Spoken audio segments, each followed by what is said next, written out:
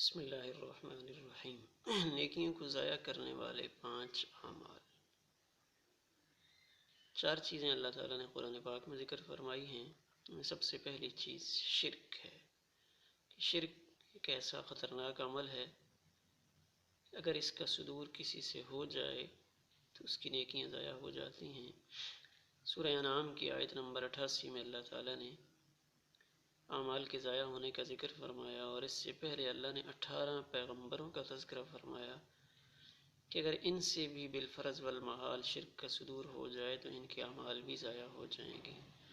اور اسی طرح سورہ زمر میں بھی اللہ تعالیٰ نے اپنے پیارے حبیب صلی اللہ علیہ وسلم کو ارشاد فرمایا کہ اے میرے حبیب، اگر آپ سے بھی شرک صادر ہو جائے تو آپ کے اعمال ضائع ہو جائیں گے۔ اور یہ بات ہمارے ذہنوں میں رہے کہ پیغمبروں سے شرک کا صدور ناممکن ہے۔ اصل میں ان آیات میں امت کی طرف اشارہ کیا گیا ہے کہ امت کے لوگ شرک سے پرہیز کریں۔ اور دوسری چیز جناب رسول اللہ صلی اللہ علیہ وسلم کا ادب و احترام۔ سورہ حجرات کی آیت نمبر 2 میں اللہ تعالیٰ نے ارشاد فرمایا کہ میرے پیارے پیغمبر کے سامنے اپنی آواز بھی بلند نہ کرو، اس سے تمہارے اعمال ضائع ہو جائیں گے۔ تو جناب رسول اللہ صلی اللہ علیہ وسلم کی بے ادبی ہمارے نیک اعمال کو ضائع کرنے کا دوسرا سبب ہے۔ اور تیسری چیز نیک اعمال کو احکامات الہی کو ناپسندیدگی کی نظر سے دیکھنا۔ سورہ محمد کی آیت نمبر 9 میں اللہ نے اس کی طرف اشارہ فرمایا، ذالک بانہم کرہوا ما انزل اللہ فاحبط اعمالہم، کہ جو احکامات الہی کو ناپسندیدگی کی نظر سے دیکھے گا یا ناپسندیدگی کا اظہار کرے گا تو اس کی نیکیاں بھی ضائع ہو جائیں گی۔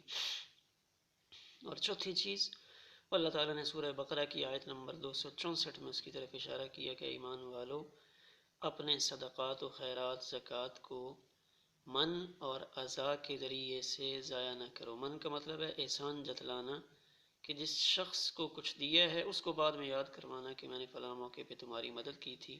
اور عزا کا مطلب یہ ہے کہ اس کو تو نہ بتائے لیکن اور لوگوں کو بتائے کہ میں نے فلاں کی مدد کی ہے۔